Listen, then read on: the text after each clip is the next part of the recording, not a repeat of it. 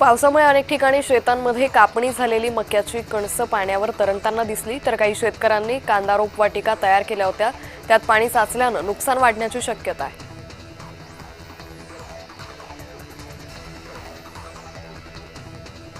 पूर्व विदर्भामध्ये सप्टेंबर महिन्यात झालेल्या अतिवृष्टीमुळे लाखो हेक्टरवरील शेती पिकांचं नुकसान झालंय. शेतकऱ्यांना नुकसानीसाठी शासनानं दिवाळीपूर्वी निधीही दिला, तर 56,000वर शेतकऱ्यांना मदत निधीची प्रतीक्षा आहे.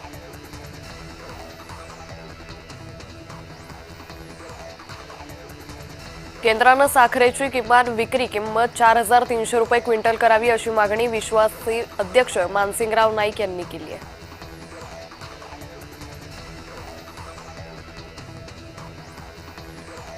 भुदरगड तालुक्यात भात कापणी हंगाम सुरू झालाय. सध्या शेतकरी वर्ग आपल्या शेतातील भात काढणीच्या कामात गुंतले.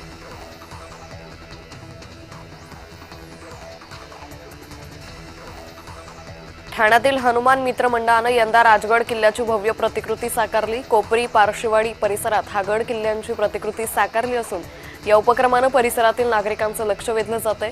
मंडळाची ही कल्पक आणि कलात्मक सजावट चर्चेचा विषय ठरली.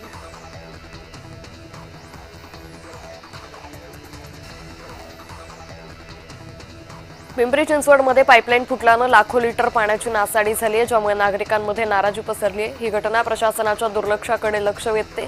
असे प्रकार वारंवार घडत आहे. प्रशासनाने यावर लक्ष घालून भविष्यात अशी घटना टाळण्यासाठी तातडीनं उपाययोजना करण्याची गरज आहे.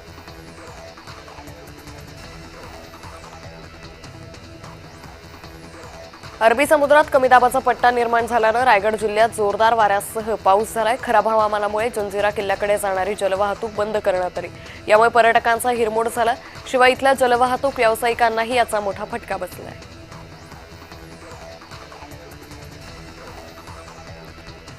इंदापूर बस स्थानकात अचानक उभ्या एसटीला आग लागली. आगीत संपूर्ण एसटी बस जळून खाक झाली. मात्र बसमधील काही प्रवाशांचं साहित्य जळून खाक झालंय.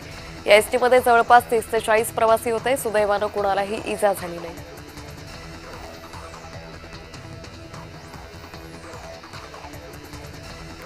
येवल्यात जोरदार पाऊस झाला. या पावसामुळे कांदा पिकाची रोपं खराब होण्याची भीती आहे. शेतात पाणी साचल्यानं नुकतीच लागवड केलेली कांद्याची रोपं कुजण्याची शक्यता व्यक्त केली जाते.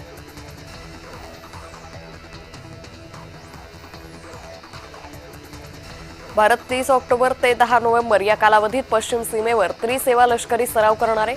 यामुळे पाकिस्तानमध्ये खळबळ उडाली आहे. त्रिशूल नावाचा हा संयुक्त सराव सर क्रिक सिंध कराची अक्षावर केंद्रित असेल. यामुळे इस्लामाबादला त्यांच्या दक्षिण कमांडमध्ये दक्षता वाढवावी लागली आहे.